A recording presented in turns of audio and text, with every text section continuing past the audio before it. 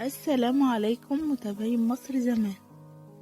هنتكلم النهاردة عن الفنانة رجوات منصور، ممثلة مصرية ولدت في عام 1914، وقد استغلتها السينما المصرية في الخمسينات وفي بعض الأفلام الكوميدية. ظهرت في دور سوسو خطيبة إسماعيل ياسين في فيلم ليلة الدخلة عام 1950. قدمت 14 عمل كان أغلبتها مع إسماعيل ياسين طرزان والكيلو 99 وليلة الدخلة. واعتزلت الفن في عام 1960 في فيلم هيجننوني، لكن اختفت بسرعة عن الساحة الفنية ولم تعود إليها أبدا بسبب تعرضها للسخرية والتنمر نتيجة لملامحها، تلك الملامح التي كانت بعيدة كل البعد عن جمال الشكل، فإنها كانت تخفي وراءها روح جميلة وخفة دم عفوية. استطاعت بها سوسو أن تحطم فكرة إن الجمال هو سبب الشهرة والنجومية. طبعا كلنا فاكرين فيلم ليلة الدخلة بطولة حسن فايق وإسماعيل ياسين، والبنتين الوحشين اللي اتجوزوهم توتو وسوسو.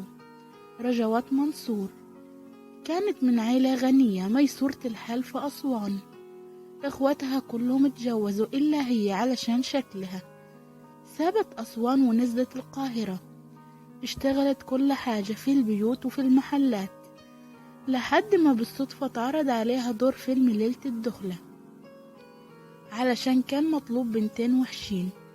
المهم الفيلم نجح، وهي حققت بعده بشوية بطولات وأدوار لحد ما سكنت في عمارة كان جارها شيخ عايش هو واخواته ال8 وأمه العجوزة، وكانت بتحب تساعد أمه في تربية ولادها.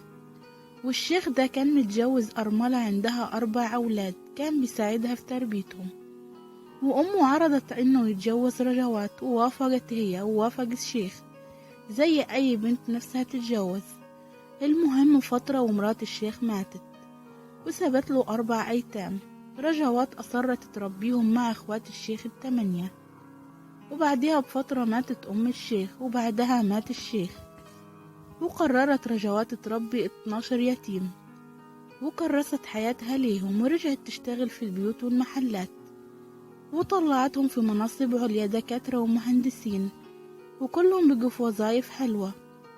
وقرر كل واحد من 12 ياخدها تعيش عنده شهر ويبقى مسؤول عنها تماما، أكلها وشربها وخدمتها، لحد ما واحد منهم وكان دكتور قرر إنه حججها، وكانت أمنيتها إنها تحج وتزور بيت ربنا، وفعلا طلعها تحج. وهم هناك تاهت منه في الحرم، وفضل يدور عليها لقيها سجدة في الحرم النبوي ميتة واندفنت هناك. رحم الله الست الطيبة اللي ربت اليتامى رجوات منصور.